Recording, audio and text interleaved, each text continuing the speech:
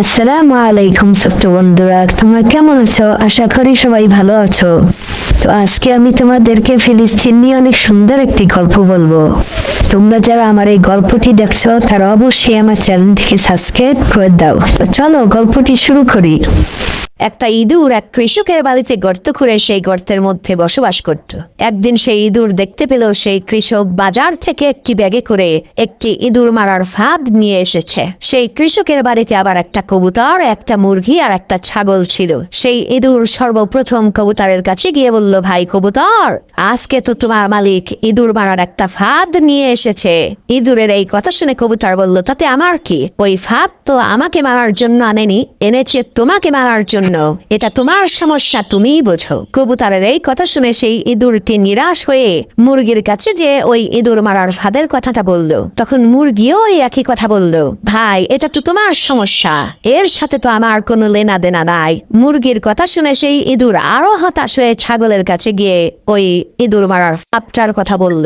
ইঁদুরের কথা শুনে ওই ছাগলটি হাসতে হাসতে বলতে লাগলো, ভাই তোমাকে মারার জন্যই আমার মালিক ওই ফাঁদ বাজার থেকে কিনে এনেছে, তাতে আমার কি সমস্যা?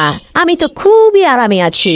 সবার কথা শুনে ওই ইঁদুরটি হতাশ হয়ে কৃষকের বাড়ি থেকে চলে গেল।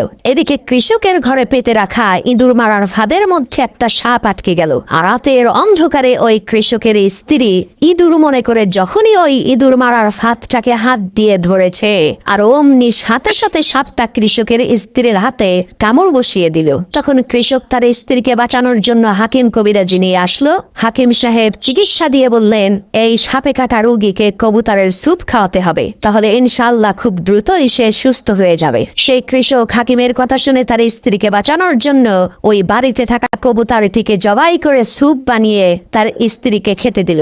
এদিকে তার স্ত্রীর অসুস্থতার কথা শুনে আত্মীয় স্বজনেরা তাকে দেখতে আসলো। তখন ওই কৃষক বাড়িতে থাকা ওই মুরগিটাকে জবাই করে গোশত রান্না করে বাড়িতে আসা মেহমানদেরকে আপ্যায়ন করলো। আল্লাহর কি কুদরত! কিছুদিন পর ওই কৃষকের স্ত্রী সুস্থ হয়ে গেল, যার কারণে ওই কৃষক আনন্দিত হয়ে তার বাড়িতে থাকা ওই ছাগলটাকে জবাই করে এলাকার লোকজনদেরকে দাওয়াত করে খাওয়ালো। প্রিয় ভাইরা আমার, আজকে আমাদের ফিলিস্তিনের মুসলমান ভাইদের বিপদ দেখে যদি আমরা হাসি ঠাট্টা করি, তাদের ব্যথায় যদি আমরা ব্যথিত না হই, তাহলে খুব শীঘ্রই আল্লাহ তাআলা আমাদের ওই মুসলমান ভাইদেরকে ইঁদুরের মতো দূরে কোথাও সরিয়ে নিয়ে যাবে, আর তাদের বিপদকে আমাদের উপরে চাপিয়ে দিয়ে আমাদেরকে কবুতরের স্যুপ বানিয়ে ছাড়বে।